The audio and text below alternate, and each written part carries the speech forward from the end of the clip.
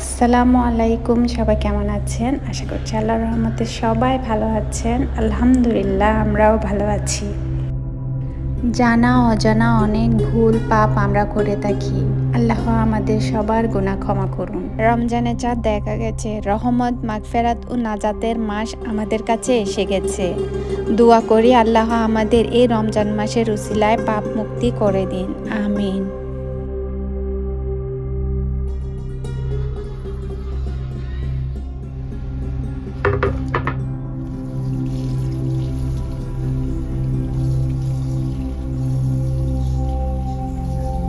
আমরা তো কম বেশি সবাই রমজানের অনেক প্রিপারেশন নিয়ে রেখেছি, ফ্রোজেন আইটেমগুলো করে রেখেছি। তো প্রতিদিন রমজানের শুরুতে তো আমাদের সব কাজ শুরু করতে হবে সকাল থেকেই। আর সকাল থেকে আমরা যে কাজগুলো গুছিয়ে রাখলে ইফতারের আগে খুব ঝামেলা হবে না, এমন কিছু আজকে আপনাদের সাথে শেয়ার করব। আশা করি আপনাদের অনেক উপকারে আসবে আর ভালো লাগবে।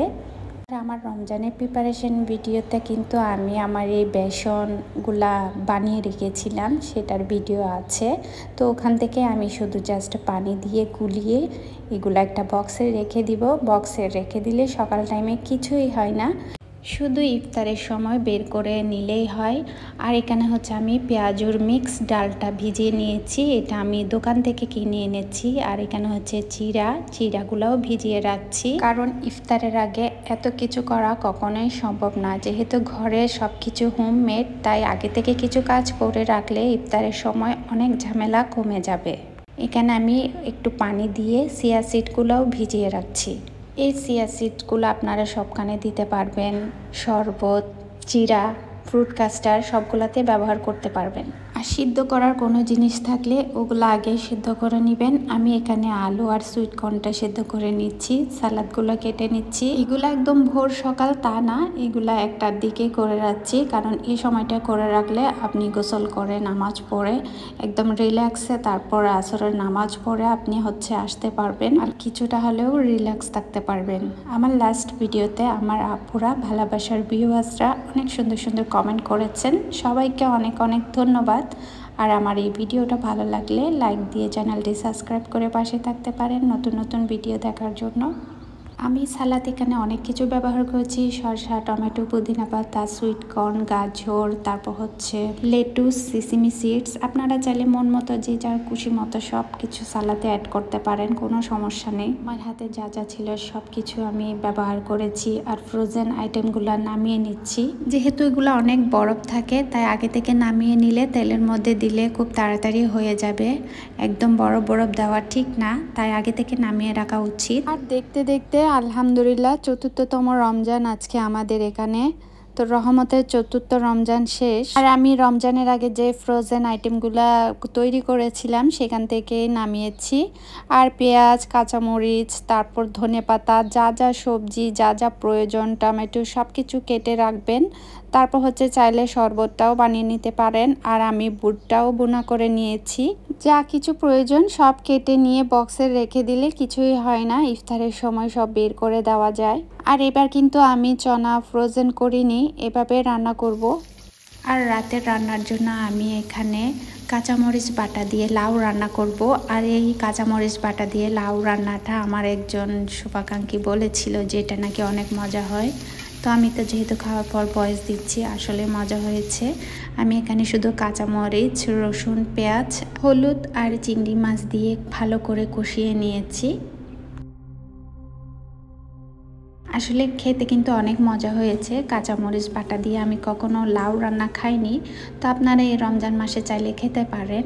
তো কষানোর পর আমি লাউটা দিয়ে দিলাম, খেতে অনেক মজা হয়েছে। স্মেলটা কিন্তু অন্যরকম ডিফারেন্স ছিল, আমি যেহেতু আগে কখনো খাইনি তাই এবার ট্রাই করলাম, খেতে কিন্তু মজাই হয়েছে। তো এই যে কষানোর পর আমি পানি দিয়ে দিলাম, পানি দিয়ে হয়ে যাওয়ার পর ধনেপাতা দিয়ে নামিয়ে নিয়েছি। আর একদম চলে এসেছি ইফতারে। এখানে ইফতারের ভাজাভুজি শুরু করে দিয়েছি। আমি প্রথমে পেঁয়াজটা ভেজে নিচ্ছি। আর কে কেমন আছেন, কোথায় আছেন, সবার ভিডিওতে দেখছি। তো আলহামদুলিল্লাহ সবার রমজান অনেক অনেক ভালো কাটুক, পরিবার নিয়ে অনেক সুখে শান্তি থেকে কাটুক, সুস্থ থাকুক। আর পরিবারের ছোট্ট বাচ্চা যেটা হচ্ছে রাজকন্যা আপনাদের থাকে, বাংলাদেশে তো খুবই ভয়াবহ অবস্থা। মেয়েদের একটু খুব কেয়ার করবেন, যত্ন করবেন, দেখে শুনে রাখবেন, একা কোথাও যেতে দিবেন না, একা ঘরেও রাখবেন না। সব সময় আসলে পাহারাদারের মতো একজন থাকতে হয়। আল্লাহ সবাইকে হেফাজতে করুক।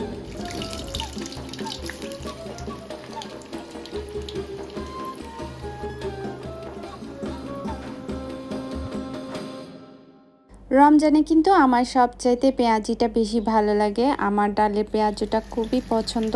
তো বুট আর পেঁয়াজি, তারপর হচ্ছে চিড়া, এগুলাই আমার খুব খাই। কিন্তু বেগুনি খুব একটা খাই না, মাঝে মধ্যে খাই। বেগুনিটা হচ্ছে আপনাদের ভাইয়া পছন্দ করে।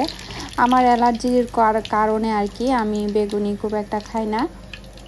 আমি এখানে বেকিং সোডা বা বেকিং পাউডার কিছুই ব্যবহার করিনি, তাই একটু ফুলকো কম হয়েছে। খেতে কিন্তু মজাই হয়েছে, টেস্টটা খুব ভালো এসেছে। আর এখানে আমি আলুও দিয়ে দিচ্ছি, আলুটাকে বেগুনের মতো ভেজে নিচ্ছি আর কি বেসনের মধ্যে। আর চুলার পাশে যে পেঁয়াজু বেগুনি দেখতে পাচ্ছেন, আমার ছেলেকে খেতে দিয়েছিলাম, ও ফেলে দিয়েছে নিচে, তাই এগুলা নিয়ে এসেছি, এগুলা আমি খাবো পরে।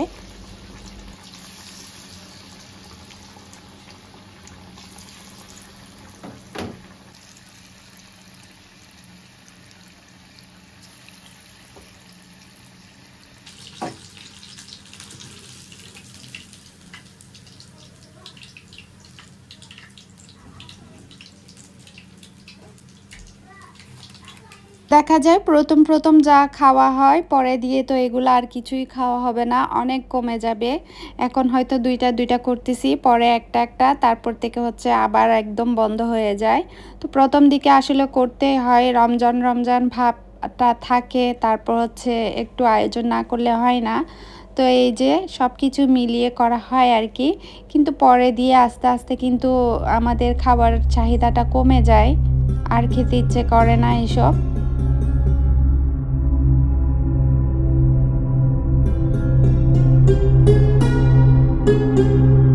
আসলে যতই কাজ গুছিয়ে রাখি না কেন, কাজ তো কাজই, কাজ তো করতেই হবে। ইফতারের পর, ভাত খাওয়ার পর, সেহরি খাওয়ার পর, এই যে সকালবেলা থেকে শুরু করে কাজের কিন্তু শেষ নেই।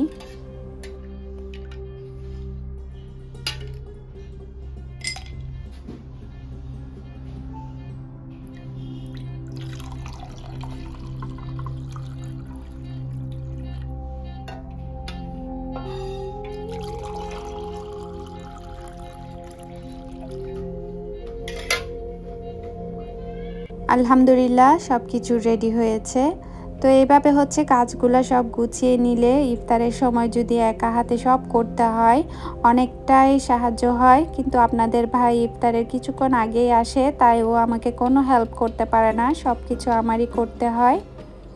কম বেশি ইফতার সবাই আমরা তৈরি করি, আবার অনেকে ভাত খায়। যেহেতু আমাদের ভাত খাওয়ার অভ্যাস নেই, তাই ভাতটা খেতে পারি না। যদিও ভাত খাওয়া ভালো, এসব ভাজা পোড়া না খেতে পারলেই ভালো, কিন্তু আমরা তো বাঙালি, বাঙালি মানেই তো এগুলা খেতে হবে। কিন্তু অনেকেই খায় না, তো হয়তো আমরাও প্রথম প্রথম খাচ্ছি, আবার বন্ধ করে দিব এই আর কি। তো চলুক, একদম না হলেও হয় না, এই আর কি। তো সবার রমজান কিভাবে যাচ্ছে, কেমন যাচ্ছে জানাবেন কমেন্ট করে, কোথায় থেকে দেখছেন।